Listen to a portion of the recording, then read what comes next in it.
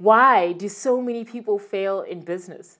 This is a question I've asked myself so many times. I remember hearing the stats of how many people have failed in business and feeling a little bit sick. But the reality is nobody likes failing. So when we fail, it feels like a monumental waste of our resources and our energy. And so I think that rather than being afraid of it, I realized that smart people learn from other people's mistakes. So these are the top 7 reasons why people fail in business. At number 7 is client and customer relations. People do not know their customers and they do not build relationships with their customers. A lot of the time we make the mistake of thinking because we do the transaction once or because we sold or did something for someone once that they'll naturally come back. No, it doesn't work like that. We actually have to invest in building relationships with people. We need to understand that our customers are the business, every single one of them. So we should not treat one better than the other. We need to treat them all well. We need to value every single one of our customers. At number 6, they have no expansion plan. They did not respond quickly enough. Believe it or not, one of the biggest mistakes entrepreneurs make is that they start a business, but they don't actually plan for it to grow quickly. And what lands up happening is that they lose clients and customers and they gain a bad reputation by turning away customers or taking them but giving them a lower quality of service or a product. So what you need to learn from this is that you need to learn how to plan to expand and to do so quickly. And number 5 is they diversified too quickly. What does that mean? Well, that means that you put too much on your plate, you offer too much too quickly.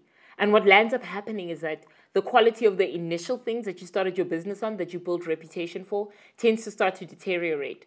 So you see this often with people maybe who are in the food industry, who maybe start restaurants or some type of food trucks. They start off with a couple of specialities, and then they decide that because they want to capture a bigger market, they then decide to offer things that are not necessarily their speciality and build a bad reputation for themselves in the process. Diversifying too quickly is not a good thing. You want to rather work on strengthening what already you are good at, and then from there, gradually adding new things onto the plate that you're also mastering in the process. At number 4 is mismanagement of their resources or their inventory.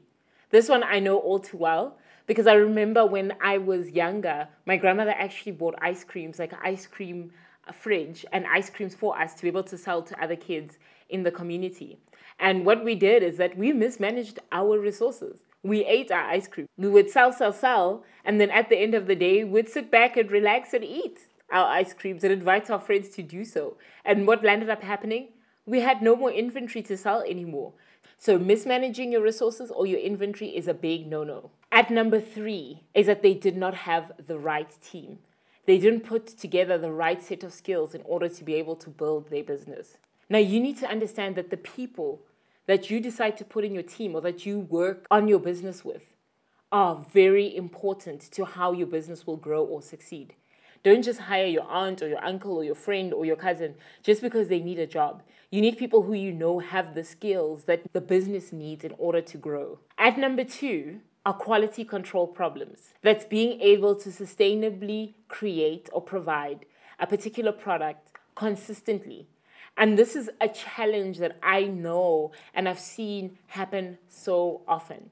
We don't have systems a lot of the time in our businesses. And if you don't have systems in your business, you are probably susceptible to having an issue with quality control. The purpose of systems are to help us produce the same thing at the same quality over and over again, and then improve those systems and as such improve the quality of the product or the service that we're providing. People need to trust that when they come to you, they're going to get the quality that they are expecting. They're going to get the value that they would generally get.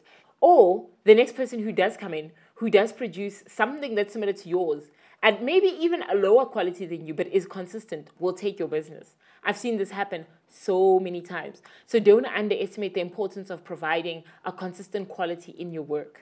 And at number 1, you need to understand your customer. You need to understand your market. The biggest mistake people make is that they want to provide a solution to the wrong problem. They don't understand what problem that they're trying to solve. They don't understand the demand that people have. It's like you deciding to start a bakery that provides biscuits when what people need is bread. You miss the mark. You can advertise as much as you want, but if you're not producing what people actually need, you're just going to be wasting your time.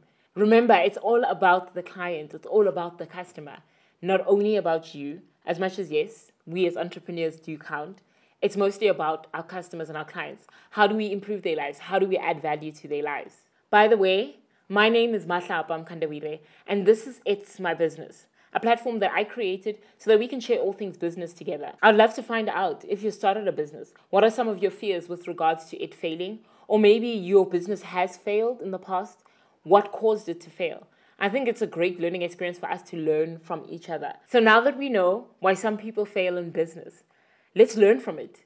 I mean, how better than to learn from the experts, right? The people who have failed in the businesses already, and actually make sure that we can set our businesses up to succeed. She's on fire. By the way, we need to keep meeting up. So please go to the link below, click on the link, follow me, subscribe. I'm going to be uploading so much more awesome content for us to keep sharing together. And let's connect. I want to hear what you think. Speak to me. I'm going to make sure I respond to whatever I can.